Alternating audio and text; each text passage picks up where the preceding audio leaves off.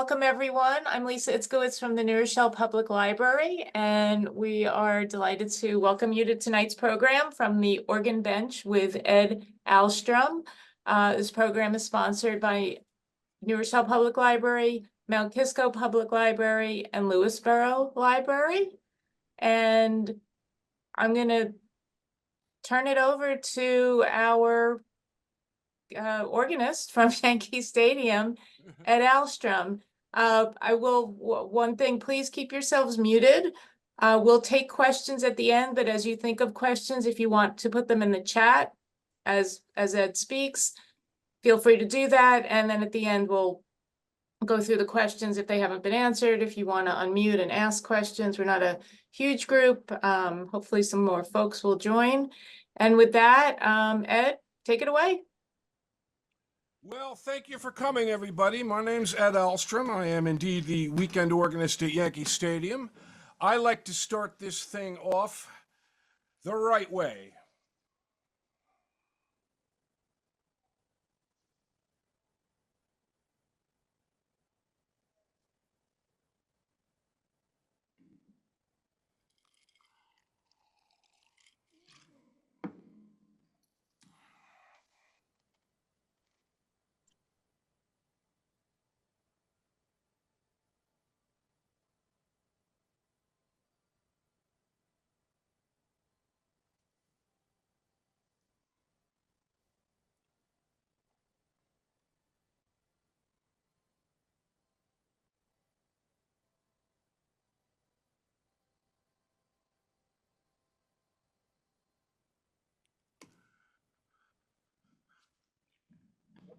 Yes, that was me taking out to the ball game at Yankee Stadium, my first season, which was 2004. You should have an image of the field at Yankee Stadium with the scoreboard on it. Am I correct, Lisa? Yes? Okay, good. The image you see on the scoreboard in center field is yours truly. This is at the new stadium, which opened for business in 2009. And the genesis of this picture is a routine that we do every time I'm there. And that's it. I play a spot of music about 45 minutes before first pitch for somewhere between 10 and 15 minutes usually. It could be whatever I want to play. So I just think of songs I want to play that day while I'm driving in and just go in and play them. For the first 90 seconds or so of that spot, there is a cameraman standing next to the organ, and he's shooting me for about the first minute and a half. I'm almost always playing New York, New York, because that's what I traditionally open my pregame spots with, as a nod to my great predecessor, Eddie Layton. I'm sure you recognize the voice of the person introducing me in that last audio clip. That was the great Ed, Bob Shep. Yes. Ed, I'm sorry. Yes. We did not hear any audio. We are just seeing the image. So what you're talking about, we didn't hear.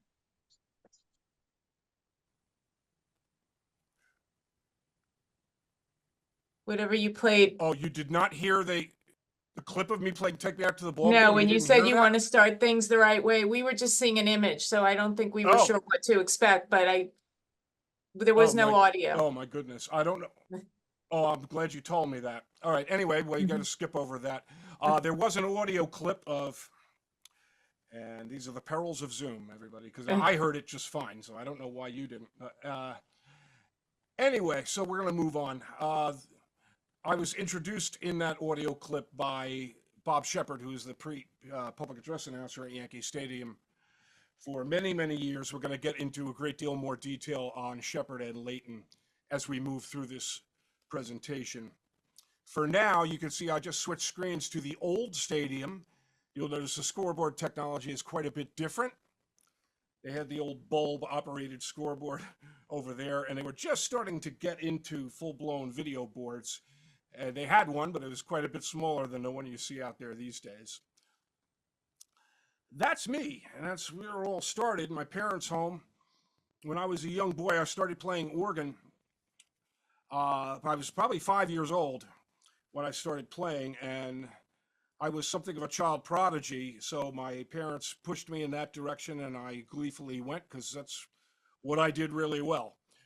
So this is a picture of me at home. I'm probably 8 or 9 years old. I don't know why I'm wearing a tuxedo with a boutonniere and a carnation and the whole bit, but I am. And that's the organ we had at the time. Now, the reason I picked up the organ was because of this gentleman, my father, Ludwig Theodore Alstrom. His stock in trade was as a plumbing and heating and air conditioning guy. That's what he did for a living, and that's what you see him doing in this shot. But he was also a musician on the side. He played organ and accordion. He played by ear. He never learned how to read music, and he didn't want to, and he didn't have to for this reason. I would go with him on plumbing jobs, and he'd always have a radio over near wherever he was working, and he'd always have music on the radio. And he'd hear a song, and he'd go, "Edward, what's the name of this song?" And I'd tell him the name of the song. And we'd finish work that day. Many hours later, he would go home, take a shower, go eat his dinner. He'd go sit at the organ, and he'd play the song. And he'd go, "Edward, is this that song we heard this morning?" I go, "Yeah, Dad." And it took me many years to realize this was not something everybody could do. Most people I know to this day, people who are really great musicians, can't hear a song once and then 8 hours later go sit down at an instrument and play the song. That's a rare gift. That involves very advanced ears, as they call it, is the ability to hear stuff and translate it and assimilate it. And here was a guy that didn't read music and didn't play music for a living, and he could do this. Now, I regret that I did not get his technical abilities as a craftsman, as a handyman, as a builder, as a fix-it man, stuff like that. I'm woefully deficient at all of that. But I could play the keyboards. And so he did bequeath me those ears, and I gained that love here. Here's Dad at his Hammond organ at the time. That Hammond organ is a 1960 model B3. It's very, very vintage. It's probably worth $7,000 to $8,000 these days. In the 1970s, he swapped it for putting a guy's boiler in. They put the guy's boiler in. This guy gave him this B3 organ and the Leslie to go with it. That is currently on the other side of the room I'm in right now, in my basement, and there it will stay forever. Here's another guy that plays the organ. Anybody know who this is? It's his signed photo. It says Eddie Layton, Yankees organist. And Eddie Layton was indeed the Yankees organist between 1967 and 2003. Now, a lot of people are of the mindset that Eddie Layton became a star when he started playing the organ at Yankee Stadium. And in point of fact, Eddie Layton was a star long before that. Eddie Layton was a star in the 1950s when he was releasing organ albums. And organ albums and the genre of pop organ were really, really big in the 1940s and 50s. And there were many organists that released many, many albums and had sold a lot of records and had big, big followings. I'm talking about Ethel Smith, Klaus Wunderlich, Lenny D, Don Baker, George Wright. There's a whole list of people. And Eddie Layton was right in with that group. And he released 15 or 20 albums, mostly on the Mercury label in the late 1950s. They're magnificent. They're very difficult to get right now. They were never transferred to digital format, so they're not easy to come by. I scoured the lines on the internet in record stores and stuff, and I own all of his old records, and I swear by them. They're pretty amazing. Layton could do a lot of things that the average organist couldn't do. He could play the daylights out of the organ, but he could also imitate sounds. So he could imitate animals, sounds found in nature, trains, boats, planes, birds, frogs, and he could imitate other instruments too, trombones, banjos, things that Hammond organs were not designed to do. He could do them. He was the only guy that could do a lot of what he did. He was really remarkable. He wound up at Yankee Stadium in 1967. He was not the first organist at Yankee Stadium, which a lot of people also think. There was a gentleman named Toby Wright that played organ at Yankee Stadium starting in 1965 for 2 years. Then CBS bought the New York Yankees in 1966. Eddie Layton at the time was working for CBS TV. He was playing live organ on a soap opera called The Secret Storm. Have I rekindled any memories for you? You probably wouldn't admit it, but I probably have. The Secret Storm was a big-time soap opera, and its musical soundtrack was Eddie Layton playing the organ live, probably just improvising things on the spot as he saw them. And Then the powers that be at CBS knew of his popularity from the Secret Storm, and they said, hey, we'd like to come play the organ at Yankee Stadium. Leighton at the time knew nothing about baseball, and his comment was, and I quote, I thought a sacrifice fly was an insect.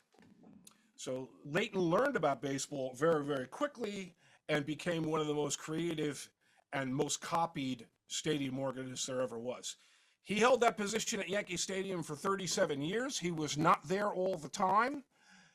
And if he wasn't, it was usually because he was touring the world as the primary clinician and demonstrator for the Hammond Organ Company.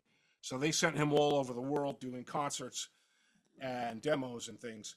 And he would get other people in to sub for him at the stadium if he wasn't around. But it was his job from 67 until 2003. He was entertaining the idea after the 2003 season of stepping down for health reasons. He waited until the last minute because he really didn't want to go. And he was hoping he'd have a miraculous recovery, but it wasn't in the cards. So about a month before the season started in 2004, Leighton announced his retirement, and it became common knowledge that he was stepping down. At this point, my wife steps into the picture and hears this and says, you got to go for this job. You've been playing organ your whole life. You love baseball. My dad took me to baseball games from the time I was 7 or 8 years old. Both teams in New York. I grew up in Jersey. So he took me to Mets games. He took me to Yankees games. He loved both teams. I grew up loving both teams. And I'm not a diehard for either one. I still love both teams. So the job is now open, but how does one get it? It was not advertised. There was no job boards online to get on and find out about it. It was never posted anywhere as being an open position. So my wife is after me to go for this job, and I'm like, I don't know how to do that. I don't know anybody there. I'll tell you what, you go after it. So she made a phone call, a random phone call to Yankee Stadium, wound up talking to the head of marketing, who put her in touch with the head of scoreboard and broadcasting operations, who was the guy who was going to be doing the hiring for the new organist, since that's part of that branch of Yankee Stadium. Now, this is some of Eddie Leighton's work. These are some of his albums. These first 5 here are from the 1950s or early 1960s. This was a CD he released in 1996 of him playing. But as you can see, he had tremendous creativity in his album covers as well. So, my wife wangles me an audition for the job at Yankee Stadium, which I eventually wound up getting a share of. I am going to now stop my screen sharing, and I'm going to reenact for you. You can see me now, right? I'm going to reenact for you the audition. The winter of 2003-2004 was one of the worst on record. It was absolutely terrible. There was massive snowstorms like every other day. They couldn't clear the streets fast enough. There was nowhere on the streets to park. I was driving to Manhattan every day, working jobs on Broadway and off Broadway, and I could never find anywhere to park that was anywhere near the theater I was working at. It's just a brutal winter. So, the middle of March, after some communication between my wife and this director of broadcasting, she gets him to ask me to send a resume in. And then after a phone conversation, he says, yeah, we'd like to hear you play. Come on in. So I'm driving into Yankee Stadium. Must have been the 2nd or 3rd week in March in 2004. And there's 6 feet of snow on the ground. It's 20 degrees out. We're still in the throes of a terrible winter. I get to Yankee Stadium. Mike meets me at the door, takes me upstairs to the Yankee Stadium organ. And I'm sitting here with a parka on because there's no heat and it's freezing. And he says, okay, you're going to audition now for Eddie Leighton. And then Eddie Leighton materializes in the doorway. And it's just me and him. I'm sitting at the organ. He's standing in the doorway. Here's exactly what happened in the audition. All right, play me a little New York, New York. All right, that's fine, that's fine, that's fine. Play a little Happy Birthday. All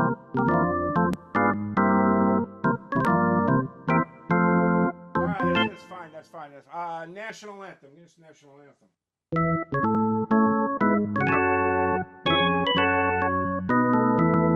All right, that's fine. Canadian National Anthem.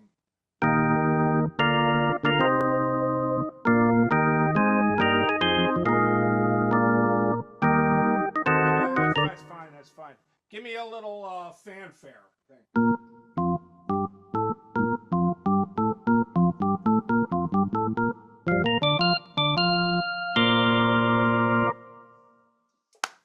Okay, we're done. That was, and I said, that's really, that's all you want to hear? He said, yeah, we're fine. That's good. That's good. So I went on my merry way, and then I got a phone call a couple of days later telling me we have somebody that's going to play Monday through Fridays that we've already committed to, but we need somebody to do Saturdays and Sundays. Would you like to be the weekend organist at Yankee Stadium? I, of course, said, of course. And here I am 21 years later. Now, and this is probably my first day on the job where they gave me a little name badge with Velcro on it. Are you getting my screen here? Oh, I haven't shared it. There we go. Okay. So that's my booth now. What is Eddie Layton's booth? As you can see, there's a keyboard kind of strapped to the ceiling here on some scaffolding. Layton had keyboards all over the place, as you can see in this picture. All right. So there was keyboards on top of the organ. There was a keyboard on the wall over here, which we had to reach all the way over with his left hand to even play. To get to the organ at the old Yankee Stadium, you needed to go up to the press box on the second level and enter there. And instead of making a left to go to the press box, you made a right and you were in the scoreboard operations booth. This is the booth at the old stadium. Eddie Layton passed away of natural causes the day after Christmas of 2004.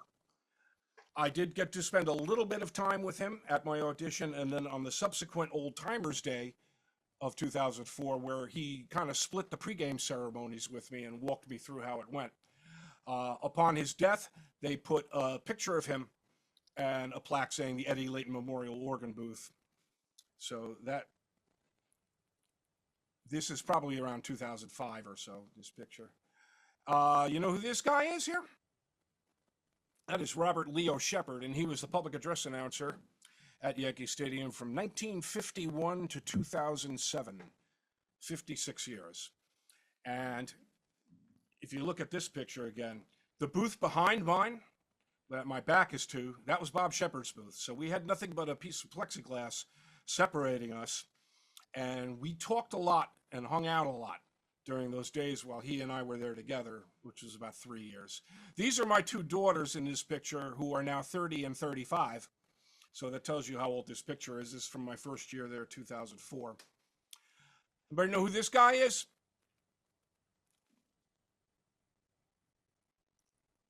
This is Freddie Says, as he was known. His name was Freddie Schumann. And he was just a diehard Yankee fan who had one claim to fame. He just walked around the stadium with this frying pan with a big spoon, and he would give them both to fans and let them bang the pan with the spoon, which made quite a racket and was quite entertaining for a lot of people. A lot of people who frequented the stadium in the old days remember Freddie Says. Freddie passed away in 2011. In addition to his exploits with the pan and the spoon, he had his own newsletter, the Freddie Says newsletter, which, as you can see here, was published infrequently and had some tidbits about him and the community and good things he was doing for people and how the Yankees were doing and all that kind of thing. In the old stadium, we all parked in the same lot, the players and most of the employees. So we would sometimes run into the players walking in. Other than that, we didn't have much contact with the players, but sometimes if we got there the same time they did, we'd see them getting out of their cars and going in through the same entrance. And I would always walk under this facade saying, I want to thank the good Lord for making me a Yankee.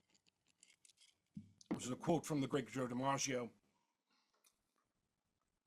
You are seeing these pictures I'm putting up, right? Lisa, everybody? All right. Yes, so. yes, we are. Okay, good. And the door to the to get into the press entrance was right below this facade. This is a picture that was taken in 2007 at the old stadium, and it's not a press photo. It was taken by my wife from the stands in the second level at the very moment Alex Rodriguez hit his 500th home run. And if you look at the three of these guys all standing in a row looking down there, they're wondering if the ball is going to be fair or foul. It was hit right down the line, It was clear that it was going to be a home run. And it's just a matter of if it was going to be fair or foul. And it wrapped just inside the foul pole. And that was A-Rod's 500th home run. I was playing that game. I was also on hand for his 600th home run, which occurred in 2011. Okay, now here's a special moment. I can only hope we have audio on it.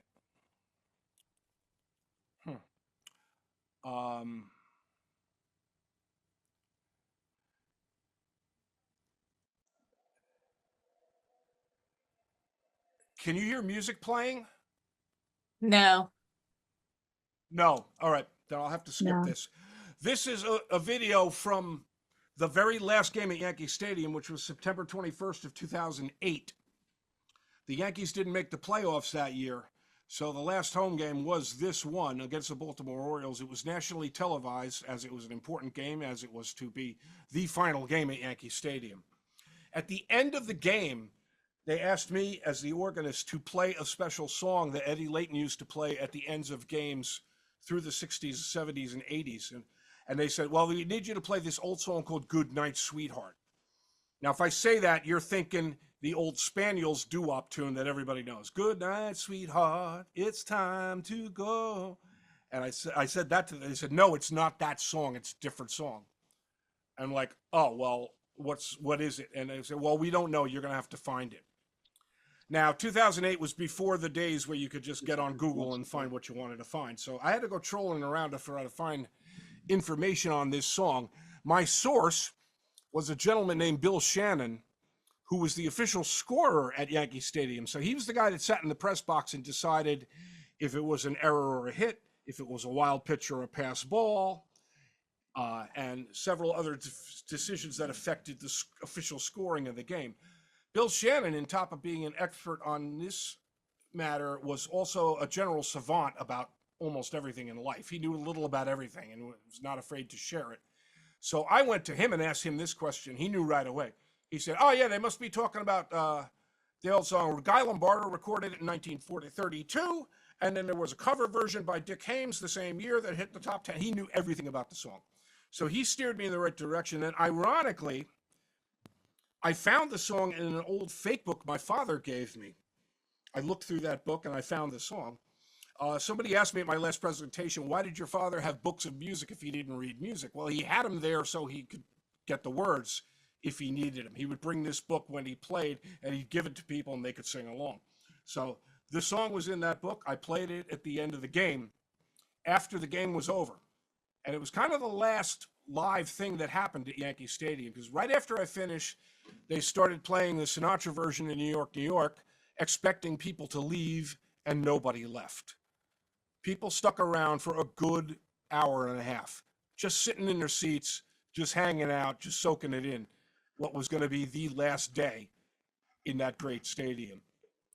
So many hours after the game, the scoreboard crew, which was hanging out in the scoreboard booth having a party, decided, okay, we're going to go on the field. And our boss took us out on the field. And I had the clever idea of, I'm going to bring a cup down there and I'm going to get some dirt from the pitcher's mound. Wouldn't that be slick? So I got out to the pitcher's mound. By now it's like 1 o'clock in the morning. And there is no dirt on the pitcher's mound at all. Not a speck. Mariano Rivera had gone out there with 2 buckets and a shovel and cleaned every speck of dirt off that pitcher's mound. It was just a bare white dome. So I had to go somewhere else, like the warning track or someplace, to get some dirt. But I got it done. So that was the end of the old stadium. Here's the new stadium. And here's a little pictorial of my average day. I go to this garage, which is on Jerome Avenue at 164th Street.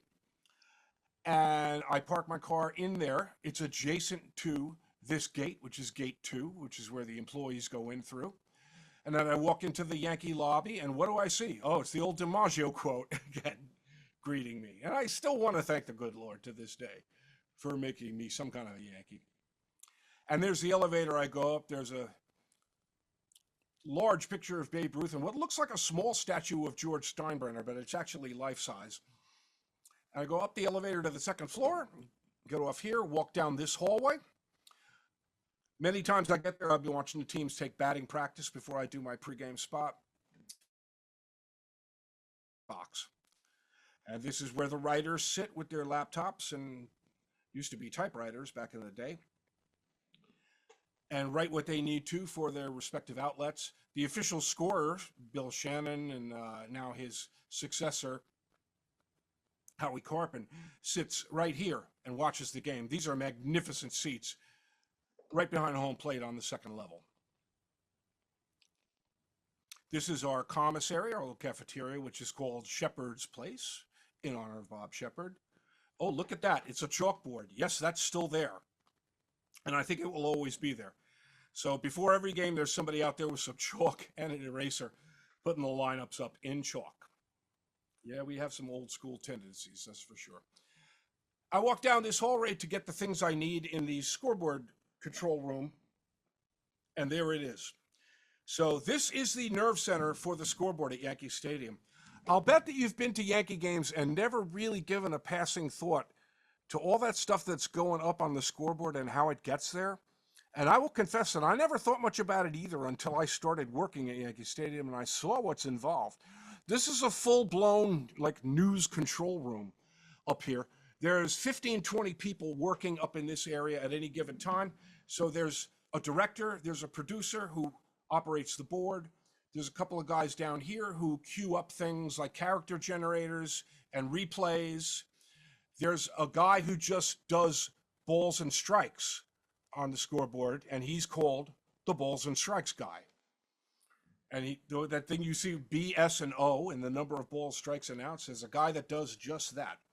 If you go down the stairs to the left of this console, there's the audio room, and that's the guys I report to. So we work in conjunction on the audio for the game and determining who's going to be playing what for what batter, who's going to get pre-recorded music, who's going to get organ music, and we do that on the fly in real time during the game. Right next to that control room is a room where this guy now operates. He is the newer public address announcing voice of the New York Yankees. His name is Paul Olden. He started when the new stadium opened in 2009. But I remember Paul Olden from the one season he was a Yankees play-by-play announcer on TV in 1992. He did one season with the Yankees and then just disappeared. I found out 6 or 7 years later where he disappeared to, quite by accident. I was on a business trip in Tampa, Florida, and I was driving around visiting different accounts for the company I worked for. I had the radio on in the afternoon, and I stumbled across a baseball game. Turned out to be the Tampa Bay Devil Rays, as they were called at the time.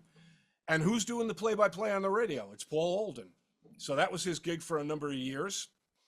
And then he bopped around and then wound up auditioning for the public address announcer job at the stadium to succeed Bob Shepherd, and he got it, and there he is. So he's in his 15th season.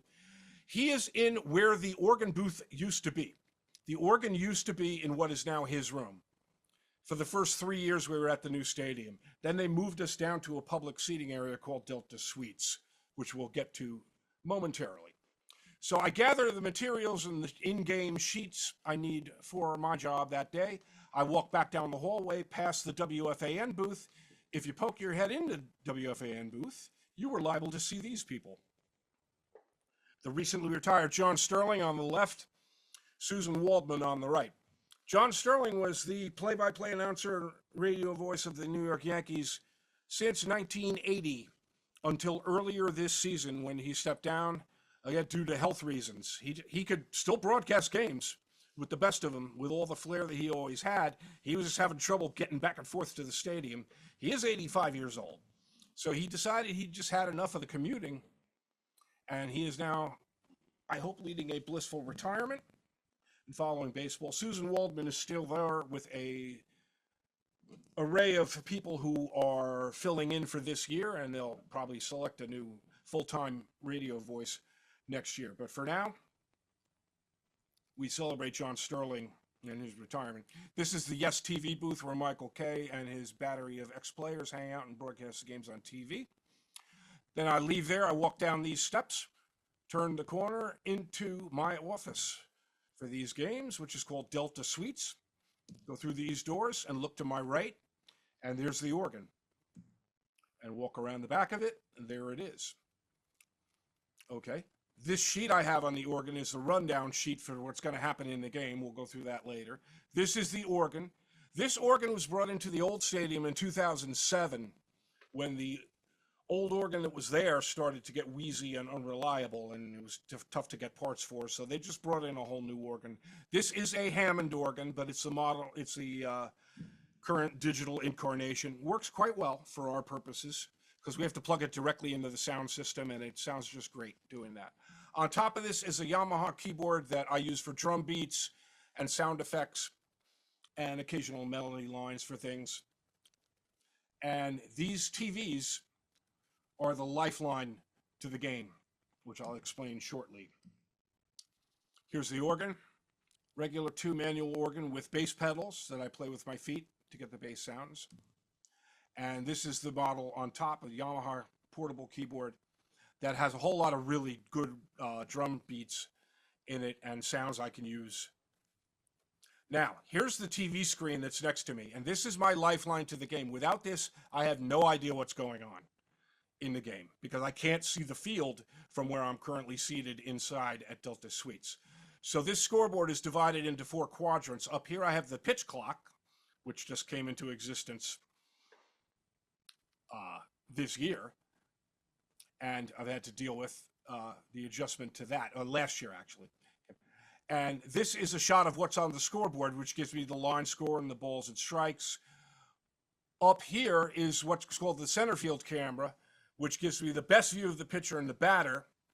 Although once the ball is hit, everybody clears out of there and there's nothing going on that screen. And then I have to refer to this, which is the active TV feed. Generally, it's yes. Sometimes it's Fox or ESPN or Apple TV or somebody like that, at which time there's times when I don't know what's going on in the game all that well because of what they're showing. But the yes feed is very reliable and gives me a good, accurate representation of what's happening in the game because I'm totally reliant on this to figure out what's going on. And my job as organist is to respond to what happens in the game. I'm cued by the guys in the audio booth.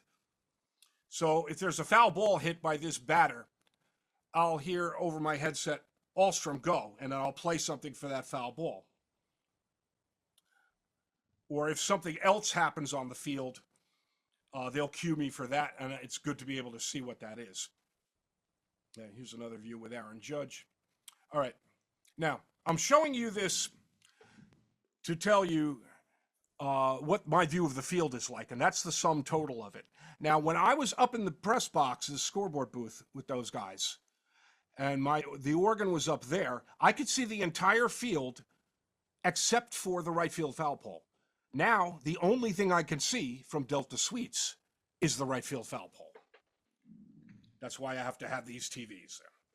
This is the rest of Delta Suites. It's quite opulent. It's very nice. You can get tickets for there. They're somewhere between $300, $350. And you have access to all this wonderful food and soft drinks and amenities and coffee. There's even a sushi bar down there.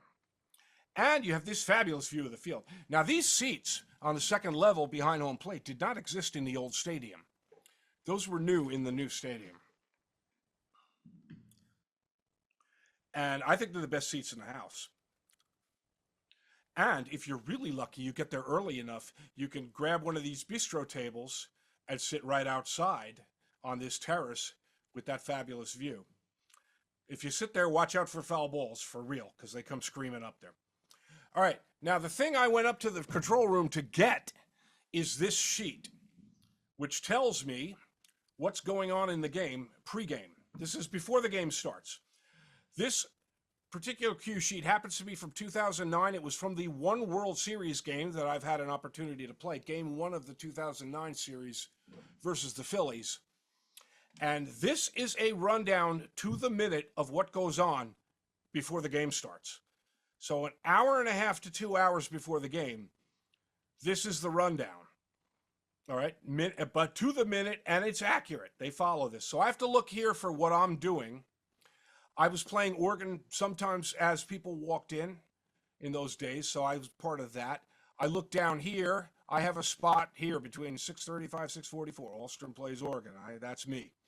Here, organ flourish. Okay, somebody's throwing out the first pitch.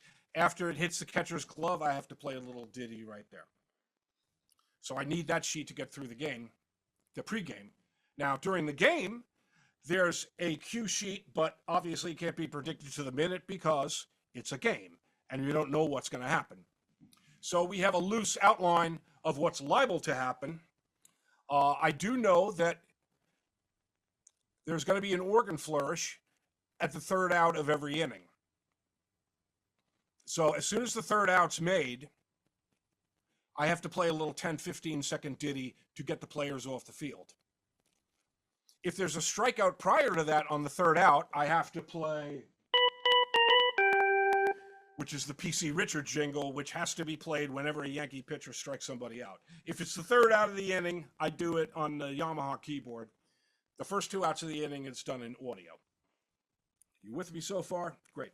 So I look downfield, down the line here, 6th inning. I've got to play something for the birthdays usually. 7th inning, yes, play and take me out to the ball game. After that, it's all kind of an unknown quantity. Strange things can happen during a game too. My second season there in 2005, I was playing a game and the opposing team was batting. I'm pretty sure it was Cleveland Indians. And during the tops of innings in those days, I didn't do anything at all. There wasn't anything for the organ to do. We just let the opposing team bat, and then we did all the pump-up stuff in the bottoms of innings. So in the top of the inning,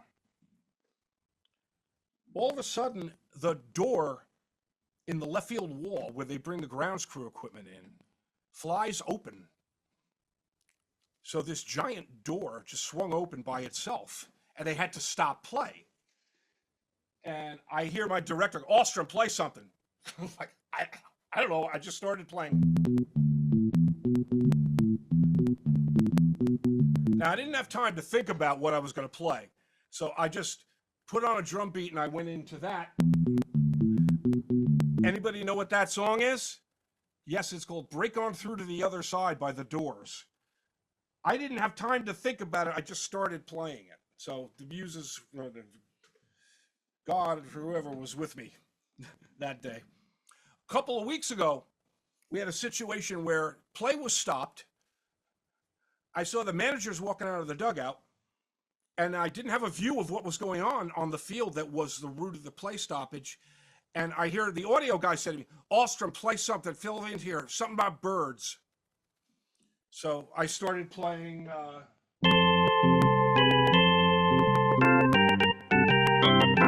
was the first song that came to my mind that had birds in it. It's called Yellow Bird. And then I got a shot on my screen of what was going on. A pigeon, I think it was, landed on the field and couldn't fly.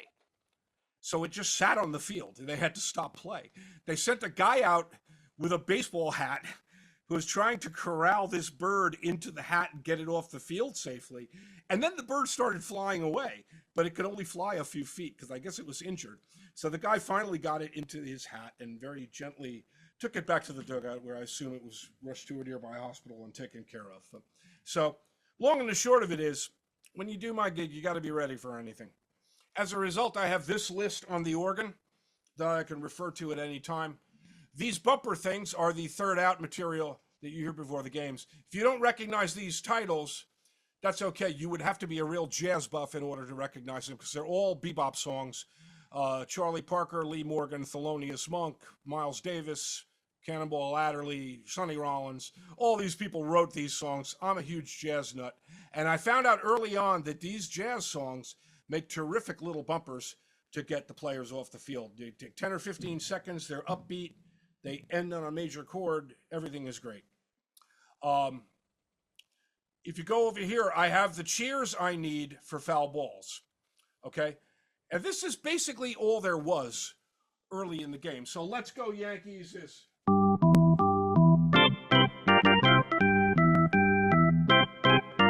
All right, and let's see, go team go is... And España con Ye is... You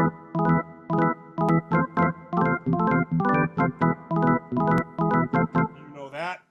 It's played at every sports arena in the world. It's actually a Spanish classical piece from the 1920s. Kalinka is...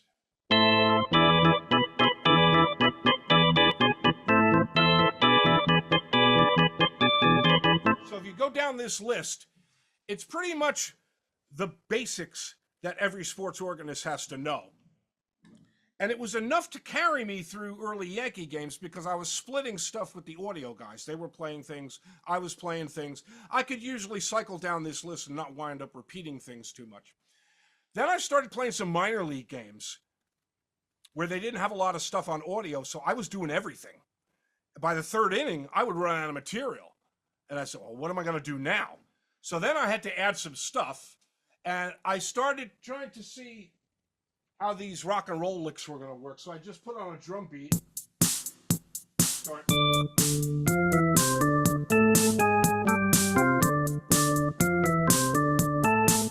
Or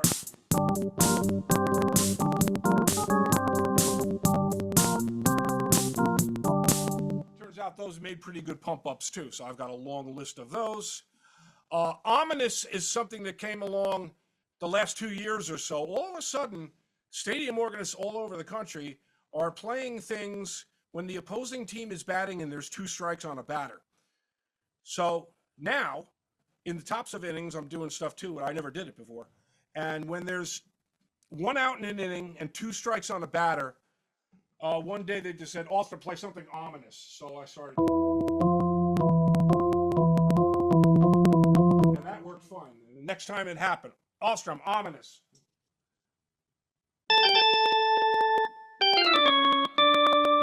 Yeah. So then I had to come up with a whole list of ominous things to play. These are just songs for the eventualities that a bird dies on the field or a door opens in the outfield or they got to kill some time somehow. This is the Great Hall, as they call it. It's the entrance. The first entrance you come to when you cross the Combs Dam Bridge onto Jerome Avenue and go through Gate 4. And there's this magnificent open area called the Great Hall. A friend of mine took this shot while he was standing down there, and I had no idea that my pregame spot was being broadcast into the Great Hall until he texted me this picture. I said, wow, I'm getting around. I don't even know where I am. And there I am on the scoreboard again. That's a pregame shot. This is me with the 2009 World Series trophy. It's the only Yankee World Series during my tenure. Hopefully that will be expanded this year. And this is me on the World Series float. As you can see from this picture, there was a few people down there. The Canyon of Heroes runs between Battery Park and City Hall. And that's traditionally where teams that win a championship in New York take their parade through. We're called, invited to be in this parade. We arrived at the stadium at 6 o'clock in the morning, and we boarded these buses that drove down the West Side Highway at 8 o'clock in the morning, and the West Side Highway was closed. So it was really creepy to be driving down the West Side Highway at 8 o'clock in the morning, having no traffic on it, just our buses. Going down to Battery Park, and we boarded these floats. Naturally, the players were on the first couple of floats, and they got wild reaction. Just the place went crazy. And then by the time our float came through with the scoreboard guys on it, the crowd was actually chanting, "Who are you? Who are you?" And we were pretty tickled by that. And we looked out either side of the float. This is the massive humanity we saw. That was just out of one side of the float. There was reputed to be over 1 million people down in that part of town, Lower Manhattan, this week. This is a little shot from homecoming dinner, which is usually held the night before the Yankees' first home game of every year. I played at this dinner for a few years, and this is where I got to actually play with this guy. I'm sure you know who that is. Bernie Williams, Yankees outfielder between 1991 and 2007, one of the great center fielders in our great lineage. He was going to be the keynote speaker at this particular homecoming dinner, and I got to talking to him, and he said, well, I'm going to play this arrangement to take me out to the ball game. Do you want to play it with me? I said, I'd heard the arrangement, and I know it was very, very different than the Take Me Out to the Ball Game we all know, because it was very introspective, jazzy, complex rendition of it. And he said, I'll get you the chart. And he called somebody who faxed a chart over to the hotel we were at. It was, I think, the Hilton in Midtown, 54th Street. And so this is the chart he sent. And Bernie and I played his arrangement of Take Me Out to the Ball Game together at this dinner, which was quite a thrill. This is my wife, Maxine.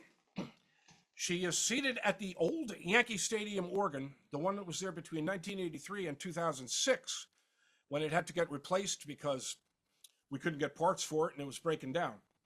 This is a later generation of Hammond organs using solid state technology. By the 70s, some of you will remember that solid state was a new thing and the transistors were new and all this newfangled technology was going to make our lives better, and we were not even ever going to remember the old technology. Solid state was going to make us forget everything. Well, that didn't quite work out in the case of Hammond organs anyway, because the quality tailed off. They became very unreliable. And while they were decked out with more new features that the older organs didn't have, they just didn't sound the same. And they were harder to fix and they were harder to get parts for. So by the end of this organ's functional lifespan in 2006, it was becoming downright unreliable. We had to get rid of it. So what happened to it? It got sent to auction. And these organs now, you'll see them if you go on Facebook Marketplace or on eBay or some websites and stuff. You'll see this generation of late 70s Hammond organs available. The Colonnade, which this one is, the Aurora, the Elegante, models like that. And you'd be lucky to get $100 for this organ. You'd be lucky to get 100. You probably wind up giving it away, or maybe getting $100 for it for somebody that needed parts. This organ was put up for auction, the one that Eddie Layton played at the Yankee Stadium, and it sold for $25,000, minus the bench. The person paid an extra $2,500 for the bench. So this organ eventually got donated to the Yogi Berra Museum in Montclair, New Jersey. And in January of 2008, the Yogi Museum called me and said, hey, we got this organ in and we want to do a dedication recital for it and we'd like you to play. The only problem was that I was going to be out of the country. I was working with a folk singer named Odetta. You've probably heard of her. Famous African-American folk singer, really did a lot of very influential stuff. And I was playing with her on some gigs in the country of Latvia. So I couldn't get out of that. And I couldn't be around for this thing. And they said, well, you know anybody else who can do it? I said, I got the perfect person for you. So I sent my wife in there, and she did the dedicatory recital for this organ at the Yogi Museum. I was just at the Yogi Museum last week, and nobody there has any idea where this organ went. So it probably got chopped into pieces and used for parts. And now, the main attraction. This is Bob Shepard. This is my wife and I at his house on Long Island, where we were invited several times. We became good friends in the 3 years we worked together at the stadium. And he's one of the finest people I've ever met. Just flat out wonderful man. Intelligent, sharp to the end, witty, caustic at times, with a smile on his face. And a lot of fun to be with. Now, when I got to the stadium in 2004, Bob Shepard was about 6 months before his 94th birthday. So he was 93 years old when I started there. And still doing his job like clockwork. He was brilliant. And he did a lot of things that amused me greatly, and I love to tell these stories. My first day there, my friend Mike takes me up to the organ booth, and of course, the booth next to mine is where Bob Shepard was. So he takes me in my booth, I get settled in there. He says, you come out, you should meet Mr. Shepard. That's what everybody called him, Mr. Shepard. So he knocks on the door opens, and Mr. Shepard stands up, and Mike says, this is Ed Alstrom, he's our new weekend organist here. And he extends a hand and says, welcome to Yankee Stadium. And that was just bone-chilling. What a moment. It was really great. It was as bone-chilling as the moment of doing the audition for Eddie Layton. If I had done nothing more than those two things, it would be a lifelong memory. but I got the gig, and then I got to know Bob Shepard after that. He would come up to me and just surprise me at times and say things like this. He came up to me before a game. He says, "I've written a poem. Would you like to hear it?" I said, "Of course I'd like to hear it." So he hands me a sheet of paper. It's his stationery with a Yankee logo and "From the Desk of Bob Shepard" printed at the top of it. Now, this is September of 2004. Kevin Brown was a pitcher that was brought over to the Yankees in 2004. He was a star for some other teams, and he came over with great expectations and basically didn't fulfill them, and then capped it off after pitching very poorly in a game in early September of 2004. He went into the clubhouse and punched a brick wall and broke his non-pitching hand. And the Yankees were going for the playoffs then. This was about the last thing they needed, was to lose a starting pitcher, especially one of Brown's potential caliber. So Shepard hands me this sheet of paper, and it reads, "Oh, Kevin Brown let his team down when he fractured his hand on the wall. Better instead he had fractured his head, then it wouldn't have mattered at all." And he's looking at me to see what my reaction's going to be, and I'm cracking up. This is great. I said, you must have a few of these. And he's, "Oh, I have hundreds of them." And I said, "You've got to get a book made of these. It'd be very easy for you to collate this and put a book out of your poetry. People would snap it up like crazy." He says, "No, I can't do that. Mr. Steinbrenner would fire me." And his routine at the ends of games was priceless. He would be in his booth, which had nothing in it but a shelf with a microphone on it and a pedal on the floor that he would step on to turn the microphone on. As long as he kept his foot on the pedal, the microphone was active. He took his foot off the pedal, the microphone was not active. And that was his booth. That was all there was. So at the ends of games, top of the ninth inning, Mariano Rivera is pitching, which usually meant that we had the lead and we were going to win the game. So Shepard would announce the first two batters, and then the third batter, he would announce the batter. All the while, he's putting his coat on and gathering his book and whatever he brought with him. And then he'd announce the third batter and wave goodbye to me. And then he would leave the booth, shut the door, but he was standing outside the booth. So if the third out was made, he would just disappear down the hallway. And the guys in the booth told me, at the ends of games, he sprints out of here. You've never seen anybody move so fast. Okay. So if the third out is not made, I would hear the door open again, and he would shuffle into the room and look at me, shrug his shoulders, and step on the pedal and go, "Right fielder, Tim Salmon," and then wave goodbye again and leave. And almost never did he have to do that twice. So one day I decided I was going to track him out and see what this guy did. So I didn't have anything to do in the tops of innings then. So I stood outside the door too. And then I watched as he discerned the third out was being made. And yes, he sprinted out of there, and I could barely keep up with him. He was really moving. This guy's 93 years old. It was pretty remarkable. Times he would knock on my window and motion me to come over to his side, the tops of innings when I wasn't doing anything. And he would start talking to me. He'd go, "You know, I heard a song on the radio on the way here, and I want to know if you are familiar with this song. Right fielder, Manny Ramirez. And it was a singer named Joe Stafford. Have you ever heard of Joe Stafford? Oh, magnificent singer from the 1940s. Wait a minute. Right fielder, Trot Nixon." So he would be talking to me and just panning back to when the next batter had to be announced. And he would step on the pedal and announce it in the same exact voice. Very entertaining. And I'm standing there going, who else gets to do this? This is really cool. And then one time he came to my booth, no, this was before a game. He came up to me and said, "I've written a song. would you like to hear it? Of course I'd like to hear it. So he started singing this song, and I said, wow, this is a really great song. I'll tell you what I'm going to do.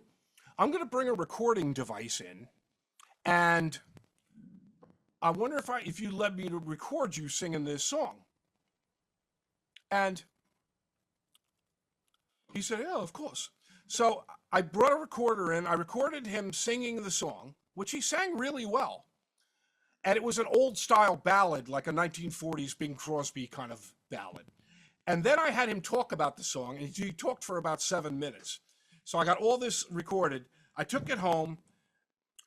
I created an instrumental track for the song because he sang it a cappella. He sang it by himself. But it was easy to figure out what the chord changes were because it was a very well-written song, as you would expect. So I put out an instrumental track, and then I chopped his vocal into pieces and flew it over the song and created a full-blown rendition of the song he had sung to me. And then I presented it to him, and he was very, very grateful and very moved by that. I think that's the occasion we went out to see him in this picture. All right, I have one more story. Tell me if you have audio on this. No, No, Can you hear her? No? no. All right, this is a shame No. because I have audio I want to share with you. Okay, thank you. Then we have to bail out on this too. Okay, but anyway, he sent me this marvelous handwritten note, mailed it to my house about the gift of the song I made for him, and he was like that. He's a very classy guy. This is lyrics to a song he was writing with Eddie Layton that were in the old organ bench when I got there. They were just sitting in the organ bench. I said, I'm going to hang on to these because I don't want these to get lost. So I still have them. July 20, 1982. I never heard the music Layton wrote, but we have these lyrics surviving. Now, a job that got cooked up for me via Yankee Stadium was providing some organ for the movie 42, the Jackie Robinson movie. How many of you saw that? Some of you, I'm sure, did. Over here, you've got the movie credits at the end that reflect that I'm playing these songs. What happened was my boss, Mike Bonner, put me in touch with the producers of this movie, and they said, yeah, we need 2 things played on organ. We need recreations of these V-discs that Gladys Gooding recorded. Now, Gladys Gooding was the organist at Ebbets Field starting in 1942. And she made these V-discs, which were 78 RPM recordings that were sent to the troops overseas to keep them entertained. A lot of big stars of the day made these V-discs and sent them overseas because we didn't exactly have Spotify and the internet to relay music and YouTube and things like that. So this is the way we got that done. So Gladys Gooding made these V-discs. They sent me MP3s of the V-discs and said, we want you to copy these exactly. So I listened to them. I went to the organ. I had to do some work at this because Gladys Gooding was a very quirky player, and she played these songs in a very unorthodox kind of way. And it took me a while to get her feel and her sound and things like that. So I recorded these songs for them, nice high fidelity recordings. I sent them in, and they called me and said, yeah, these are great, but we need them to sound exactly like the 78s. I'm like, whoa, how am I going to do that? So I started playing around with some equalization and some tone controls, and I just boosted all the mid-range and reduced all the highs and lows, and I got them to sound like scratchy old records, and then they went for them. So when you see 42 and you see Jackie Robinson get to New York, and you see him at Ebbets Field, that's when these songs appear. This is me with Mr. Cub, Ernie Banks, at an event called Baseball Americana in 2009. Where they had days and days of panel discussions. Here you can see I'm on a panel with a baseball dictionary author and a hot dog expert. And at the end of this day, Ernie Banks got interviewed for 45 minutes, one-on-one. It was fascinating. And then there was a group sing of Take Me Out to the Ball Game. And after that, he walked over to the organ and said, son, play Thanks for the Memory. I'm going to sing it. And thank God I knew the song, and I played it for him, and he's singing. He's kind of using his bat as a microphone. Wonderful man. Wonderful ball player. And, boy, that's about it. Seeing as I can't get audio on the other things I would like to get them on. We'll have to knock it off right there. And what we'll do now is open the floor and see if you have any questions. So there is a question in the chat asking, Okay. is the pitcher's clock the reason why we don't hear any polka music? It used to be played when the pitcher was taking too long. At Yankee games specifically, I would say that's probably something Leighton did when maybe when the pitcher was taking too long. Yeah, it is. The answer to that is yes, because now that's chopped down our time to do anything in between pitches, because now it's 18 seconds total. The pitcher has to be ready in 10 seconds, and the batter has to be ready in the box the last 8 seconds of that. Or else there's repercussions. A ball gets called on the pitcher or a strike gets called on the batter if they overrun those limits. So, yeah, that's why you don't hear a lot of music going on in there right now, because we all have to keep our things really tight. Someone else asked, well, she commented, I recognize the songs you're playing from games, but didn't know the titles. Are you only allowed to play songs that the Yankees have purchased the licensing rights to? She said her son works for a sports network. They have a department that clears music they want to use. Yeah, the Yankees have that too. So, and they have clearance for virtually everything. If there isn't clearance for something, they let us know. And I'll give you a bit of irony. The thing that people know me for best, if I introduce myself as the Yankees organist, they say, "Oh, you're the guy that plays bam bam bam bam bam bam bam bam." Yeah, that's what everybody knows. For a period of about 2 years, we were banned from playing that because somebody in Florida claimed the copyright on it. Wow. And threatened every team in Major League Baseball that he was going to slap a lawsuit on them if they used it. So the Yankees' response was, okay, then we just won't use it. And then the case went to court. The guy was found to be a fraud, and the whole thing blew up. So now we can play it again. But there was a little while where we couldn't play that particular one of all things. Other than that, really all the material is basically cleared from whatever licenses they have. Okay, All here right, is so now I'm looking at the siren after the home run. Yes, I do the siren after the home run. And the way I do it is, I'm going to unshare my screen here so I could show you this. Okay. So on the left of the keyboard, there's a little wheel called the pitch bend wheel over here, where I can bend the notes up. So that's how I do the sirens. And the siren is kind of flown into the middle of this bed of noise that audio is putting out. So they're doing their own cacophony, and I'm just throwing the siren into the middle of that.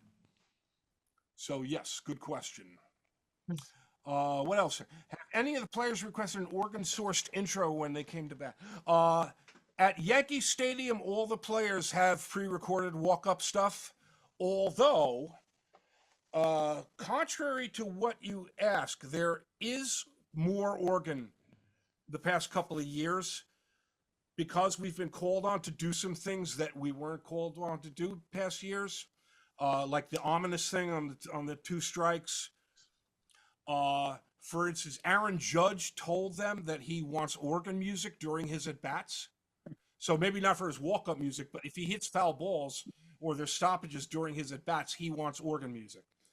I have claimed the rights to the Italian players on the team. So Volpe is mine, Rizzo is mine, John Berti, when he was healthy, was mine, and then I'm just playing Italian music while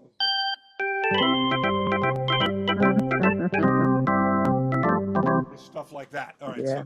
so the audio guys just go. Volpe comes up. Alstrom, he's yours. You got him. So yeah, that is interesting about Judge, right? Of all people, so I do a lot of rap music too. In addition to the rock and roll and the traditional stuff, there's a lot of hip hop and rap music that has very catchy instrumental hooks. You know. stuff like that with the rap beats. And, the modern guys, a lot of them have stuff like that as their walk-up music. So I think it gives some continuity during the at-bats. Okay. Anybody else got anything? So when you're not playing the organ at Yankee Stadium, are you an organist in other realms? I do a variety of things outside of the stadium. I'm the music director and the organist at a church in Montclair, New Jersey. I play guitar and piano at a temple in Bloomfield, New Jersey on Shabbat and for high holidays. I do a variety of bar gigs, various types of rock and roll and blues bands and stuff. And I play at minor league games every once in a while. There's a team up in Rockland County, used to be called the Rockland Boulders. They're now called the New York Boulders. And they've gone back to having live organ. I played for them between 2014 and 16. And then I wasn't there for several years, and they started having me back last year on spot games. So I go up there and play every once in a while. And I get calls to do all kinds of crazy things, and I do as many of them as I could possibly do. It's all very interesting. Such a great, great program. Never Oh. thought I'd be, I'm not even a real great baseball fan, but this was a very, very entertaining and interesting program. Thank you. Well, Wait, there thank you is so another, much. somebody Nope, asked. sorry. Go ahead. Who else plays at Yankee Stadium? So there's a weekday, I guess, Yeah. organist, right? You mentioned that. There's a guy that plays Monday through Fridays. His name is Paul Cartier. He had the job before I was contacted. He would have had the whole job, except he couldn't do weekends because he had another job that precluded him from doing Saturdays and Sundays. So they had to seek out somebody to do Saturdays and Sundays. I was told that about 7 people auditioned for the job. Many of whom I knew who they were, and they're really good organists, but you had to know baseball too. You've got to know the game to have this job because you have to be paying attention to every second of the game and be ready for anything. And if you don't know baseball, you don't have a chance of being able to do this job, as great an organist as you might be. So if you are not available, which must happen Once occasionally, in a blue moon, yeah. who they have a I've- backup for you, or? Cartier subs for me and I sub for him. That's Okay. worked every time for 21 years, except one time in the playoffs one year, neither of us were available. And they had to bring somebody else in. They brought in a guy who had done sports organ before, but they didn't give him a lot to do. They just had him do the basic stuff. But that's the only time that happened. Every other time, because he plays for the New York Islanders as well. So he does hockey games. So in the spring and late in the fall, he's tied up with some Islander games, and I sub for him. I think I've only subbed out about 4 games the whole time I was there, 3 or 4, and he subbed for me on those. That's a It's great not something that record. just anybody can do. Yeah. Yeah, I mean, I couldn't just send anybody I know in there. It's got to be somebody that really knows the game. right. And you just And have can to be think on their so on. I mean, you Yeah. just have to be able to just go. You don't have any time to think or. Yeah, that's why I'm in a public seating area too, because I'm a sitting duck for people to just come up to me that are sitting in Delta Suites. Anybody that can find me can come up to me, and I can't talk to them. So I've got a big headset on. I'm like this. If you look at me, I got my back to you and I got both my ears plugged, which pretty much sends the message that I'm hoping it's not sending the message I don't want to talk to you. I wouldn't mind talking to people, but I can't Right. because I've got to be ready. Mhm. Because my cues are like I'm sitting there watching the game, and they're playing, and they're playing, and they're playing. Alstrom, go. Right. So I got to have something in mind. The next batter's getting this. And then wait for that foul ball to get hit and get ready to play it. I may play it, I may not play it. They may go into something first, or they might go, Alstrom, you got it. That's the kind of environment it is. And it's still nerve-wracking after 21 years. It's still like you just got to be on. As long as you're paying attention, you're cool. the Right, moment you stop right. paying attention. Right, you can't zone out. And especially with Right. the pitch clock. Yes, no, you can't. And especially with the pitch clock now, because that makes that gap shorter. You got to get in there right when that happens. Right. Because you wait Second, 3 yeah. seconds, the moment's gone. Yep. Oh, thank you so much for Yes, all of this. Well, Yes. thank you so much. Thank you all for coming out. And we'll see you at the stadium At the game. for this World Championship year. Thank Yeah, you, no, this Lisa. is great. Thank Thank you. you so much, Lisa. Okay. Thank you, Liz. And Thank you thank you, so Ed much. Alstrom. Have a Thanks good to- evening, everyone. Thanks to all. Yeah, You too. thanks for Bye-bye. coming. Good night.